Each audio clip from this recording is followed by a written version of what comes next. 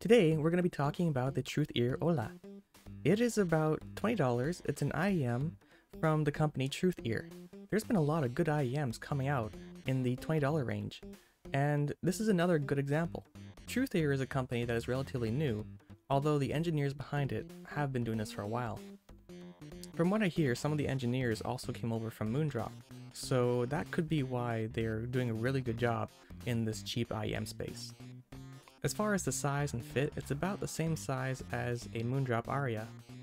It also has a nice cable which doesn't seem to tangle like a lot of other cheap IEM cables do. So, how does it perform in this price range?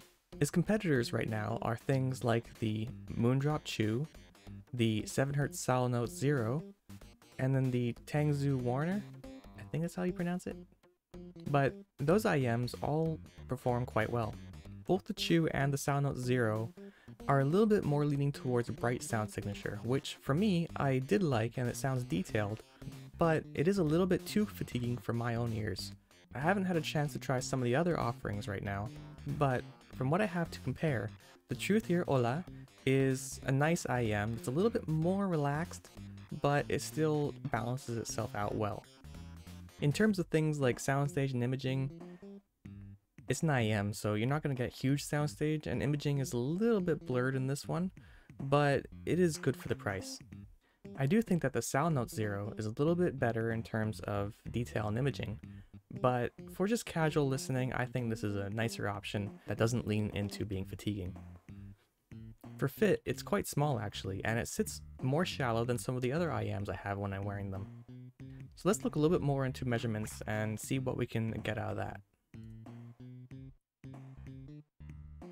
So from this, we can see the frequency response next to the Harman target.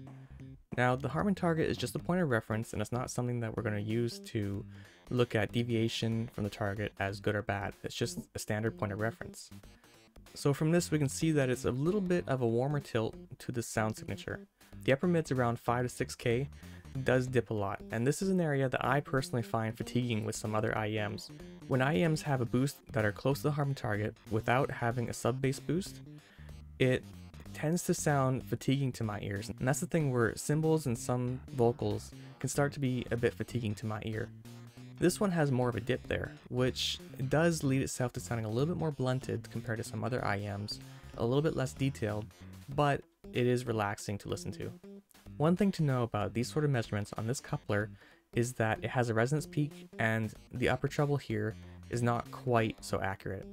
This peak here is due to how deep you insert the IEM into the coupler.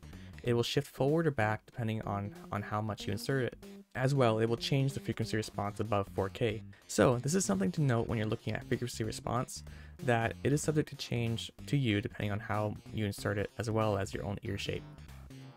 Comparing it with something like the Moondrop Starfield or the Moondrop Aria, the Aria and Starfield are a little bit more focused in the mid-range and have a bit less sub-bass. And this is something that you can hear the difference with when listening to them. The Aria does sound a little bit clearer to me, but the Hola still is really good for its price.